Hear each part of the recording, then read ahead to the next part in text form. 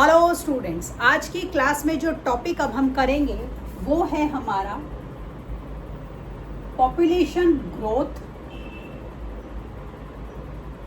And process of population change.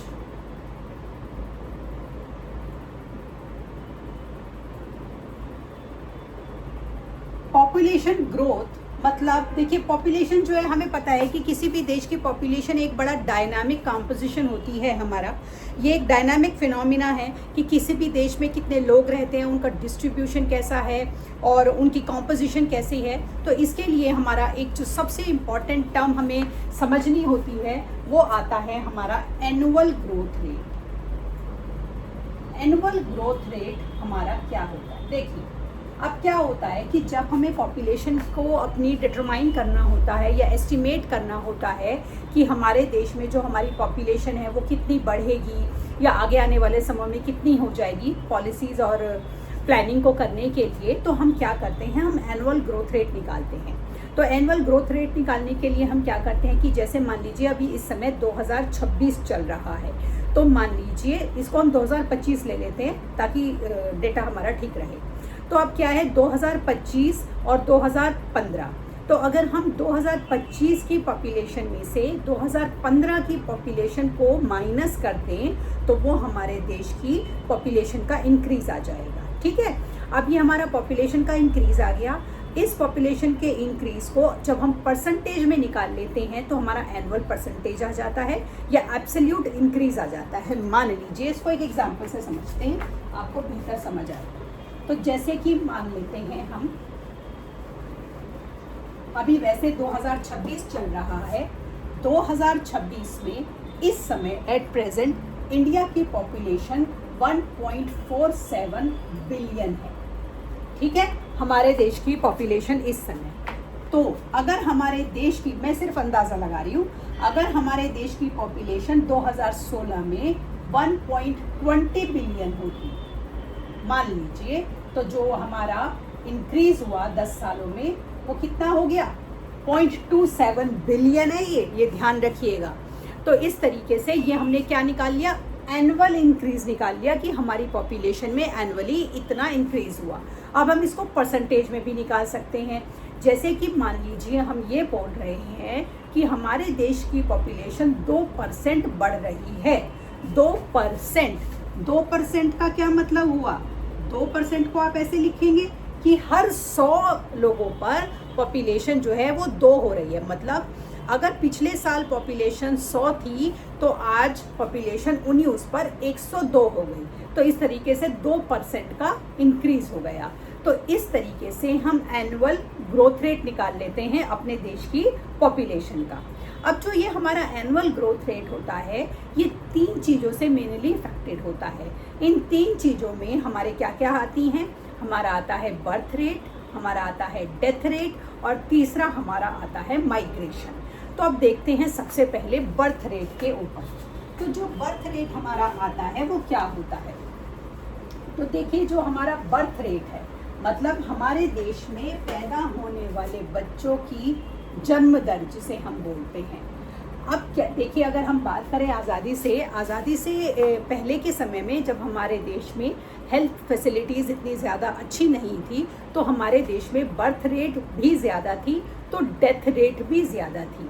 तो देखिए, किसी भी देश की जब डेथ रेट ज़्यादा होती है तो ये एक अच्छी बात नहीं होती। ये बताती है कि वहाँ पर मेडिकल कंडीशंस कितने ज़्यादा ख़राब दौर में हैं और जिनको संभालने की हमें बहुत ज़्यादा ज़रूरत है। इसी तरह अगर बर्थ रेट ज़्यादा है तो ये भी एक अच्छी बात नहीं है। ये भी ये बताता है कि देश के लोग जो हैं वो प्लानिंग में, या हम बोले पूरी तरीके से हमारे जागरूक नहीं हैं, क्योंकि हमें पता है कि किसी भी देश में जो रिसोर्सेज होते हैं वो लिमिटेड होते हैं। तो ऐसे में हम सब की as a citizen of our country ये भी एक जिम्मेदारी होती है कि हम अपने देश की पॉपुलेशन को ज़रूरत से ज़्यादा ना बढ़ने दें, क्योंकि इससे देश की ज़मीन, देश के रिसोर्सेज, देश की सारी चीज़ों पर बोझ बढ़ता है और इससे जो भी देश में ग्रोथ होती है वो जब सब में डिवाइडेड हो जाती है तो वो इतना मीगर अमाउंट होता है, इतना लेस अमाउंट होता है कि उसका फ़ायदा हम में से किसी को नहीं मिलता। तो एट द एंड जब पॉपुलेशन बहुत ज़्यादा बढ़ती है तो उसका नुकसान देश के हर इंसान को उठाना पड़ता है, क्योंकि पॉपुलेशन जो है, जो हमारा देश का जितना भी इंफ्रास्ट्रक्चर है, जितना भी ग्रोथ है, वो सारा तो डिवाइड तो पॉपुलेशन से ही हो रहा है ना। तो कहीं ना कहीं हम सभी उससे इफेक्टेड होते हैं, चाहे डायरेक्ट हो चाहे इनडायरेक्ट हो। तो ये बात हमें समझनी बेहद ज़रूरी होती है।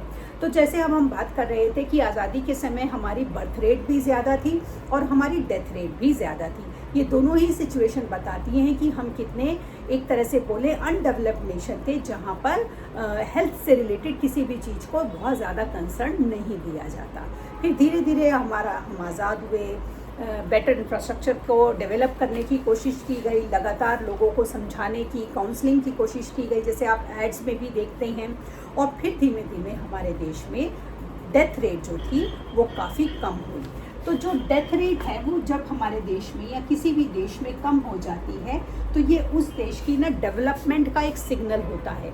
ये बताता है कि जब डेथ रेट कम हो गई है तो यानी कि मेडिकल जो फैसिलिटीज़ हैं उनमें बहुत इम्प्रूवमेंट हुई है, और जो लोगों की अब जीवन जीने की जो हम बोलते हैं ना औसत दर है, एवरेज एज है, वो बढ़ गई है। एवरेज एज बढ़ गई है मतलब जैसे कि आज़ादी के समय अगर हमारी जो आज़ादी से पहले जो हमारे देश में लोगों की एवरेज एज थी वो जीने की, वो 35 से 45 साल थी। तो इस समय अब अगर हम बात करें 2026 की, तो जो एवरेज एज है लोगों के जीने की वो 70 साल के ऊपर है। तो ये बताता है कि हमारे देश में इन इतने सालों में, आज़ादी के बाद, हमने मेडिकल में, इंफ्रास्ट्रक्चर में कितना ज़्यादा डेवलपमेंट किया है कि लोगों की जीने की औसत जो दर है, औसत जो एज है, वो बढ़ गई है। तो अब हमने क्या करा, डेथ रेट को तो हमने काफ़ी हद तक कंट्रोल कर लिया। अब हमने डेथ रेट को तो कंट्रोल कर लिया, लेकिन बर्थ रेट को हमने उतने लेवल पर कंट्रोल नहीं किया जितना कि हम कर सकते थे। तो मतलब मृत्यु दर तो कम हो गई, लेकिन जन्म दर जो थी वो इतनी कम नहीं हुई। जन्म दर भी तो कम होनी चाहिए थी, तभी तो पॉपुलेशन का जो सिनेरियो था वो एक सही ट्रेंड में आगे बढ़ता। हमने जन्म दर को कम नहीं होने दिया। तो जब बर्थ रेट कम नहीं हुई, मतलब कि बर्थ रेट ज़्यादा है और डेथ रेट कम है, तो पैदा होने वालों की संख्या ज़्यादा है और जो मृत्यु दर है वो कम है, तो धीरे धीरे हमारी देश की जनरेशन जो पॉपुलेशन थी उसमें आउटबर्स्ट होना शुरू हो गया। और धीरे धीरे अब इस समय 2026 में हम 1.47 बिलियन हैं। हम वर्ल्ड की सबसे ज़्यादा पॉपुलेटेड कंट्री है। एक समय पर ये चाइना हुआ करती थी, लेकिन अब हमने चाइना को इन टर्म्स ऑफ पॉपुलेशन पीछे छोड़ दिया है। चलिए, अब हम वर्ल्ड की मोस्ट पॉपुलेटेड तो हो गए, कोई इसमें बड़ी बात नहीं है, लेकिन अगर यही पॉपुलेशन स्किल्ड हो जाए तो हम वर्ल्ड की सबसे बड़ी इकोनॉमी बन सकते हैं इन टर्म्स ऑफ डेवलप्ड। लेकिन अगर यही पॉपुलेशन हमारी अनस्किल्ड होगी तो ये देश पर, समाज पर, परिवार पर बोझ बन जाएगी। तो ये हमें इंश्योर करना ज़रूरी है कि चलिए ठीक है, पॉपुलेशन बढ़ गई, कोई बात नहीं है, अब हमें आगे आने वाले समय में तो पॉपुलेशन को कंट्रोल करना ही है। एट द सेम टाइम जो एट प्रेजेंट हमारी पॉपुलेशन है, हमें उसको क्या करना है, हमें उसको स्किल्ड करना है, हमें उसको ट्रेंड करना है, ताकि हर एक इंसान जो कि स्किल्ड है, जो कि ट्रेंड है, जो कि किसी भी तरीके की, किसी भी हम बोले ना क्षमता को, या उसके अंदर कुछ ऐसी प्रतिभा है जिसका वो यूज़ कर रहा है और उसका यूज़ करके वो अपने टैलेंट से अपने परिवार का और अपने देश के स्तर को ऊपर उठाने की पूरी एबिलिटी को रखता है। तो इस तरीके से जो हमारा बर्थ रेट है और डेथ रेट है, उनकी कॉम्पोजिशन जब हमारी मिसमैच हो जाती है तो किसी भी देश की पॉपुलेशन या तो बहुत ज़्यादा बढ़ जाती है या बहुत ज़्यादा गिर जाती है। तो एट द एंड हमें इन दोनों चीज़ों को ही क्या करना है, बैलेंस करने की ज़रूरत होती है। आज की क्लास में इतना ही। माइग्रेशन का टॉपिक कल की क्लास में करेंगे। तब तक के लिए शुभ रात्रि।